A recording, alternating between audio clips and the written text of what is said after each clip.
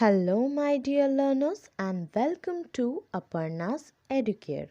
This video is for Class 4 students.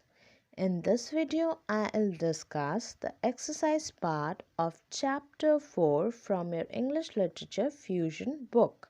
Chapter 4 is Birds in My Garden, and the exercise part of this chapter starts from page number 26. So children, turn to page number 26 and let's begin from question number A, that is, tick the correct option. Number 1. The author has a beautiful dash around his house. Option C. Garden. The author has a beautiful garden around his house. Number 2. Many birds and small animals dash visit it. Option C. Frequently. Many birds and small animals frequently visit it. Number 3. After returning from dash, he watches the birds. Option B. School. After returning from school, he watches the birds. Number 4. Some people keep dash in cages. Option B. Birds. Some people keep birds in cages. Now next we are having question number B. Tick the correct statements and cross the incorrect ones. Number 1. Constructions are not affecting the habitats of birds. Wrong. Number 2. Birds sing, dance and display their beautiful colors. Right. Number 3. We should follow the principle live and let live. Right. Number 4. It is not good to keep birds in cages. Right. After that, question number C. Fill in the blanks choosing the correct words from the brackets. Number 1. Every morning the author is awakened by the song of the dash. Cuckoo. Every morning the author is awakened by the song of the cuckoo. Next, page number 27. Number 2. He sits on the dash and watches different birds. Balcony.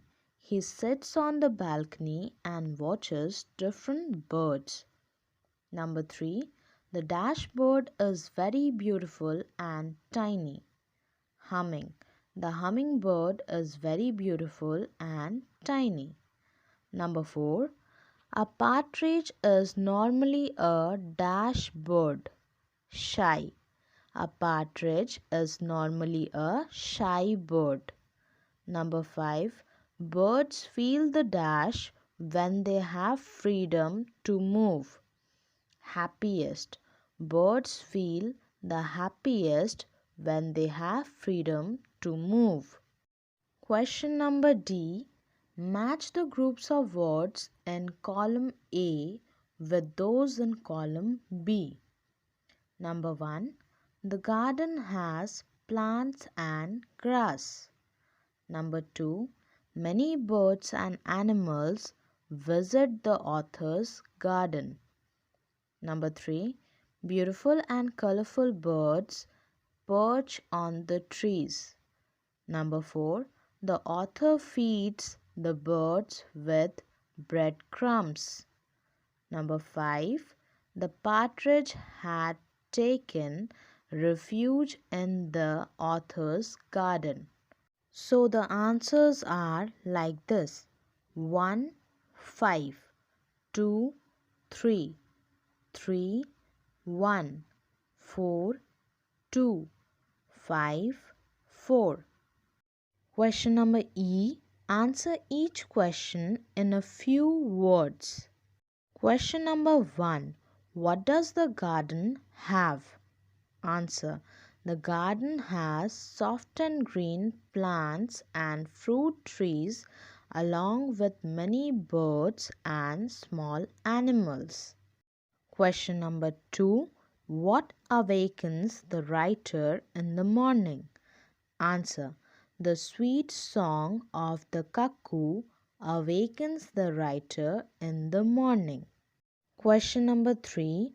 What does he see perched on the trees? Answer. He saw various beautiful and colorful birds perched on the trees.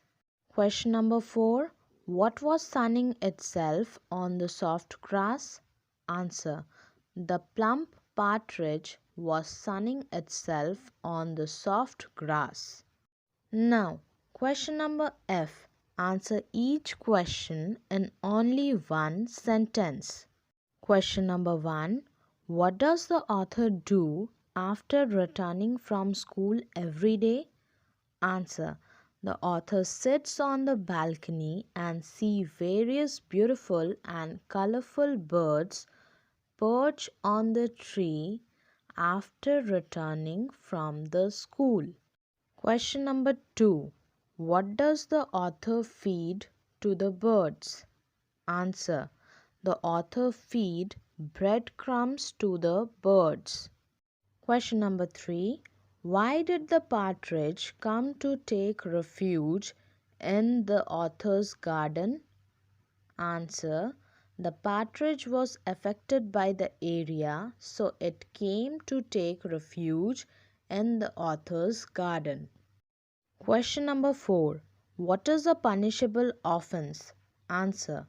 It is a punishable offense to keep birds in captivity. Now lastly we are having question number G. Answer the following questions. Question number 1. Why do the birds come to the author's garden?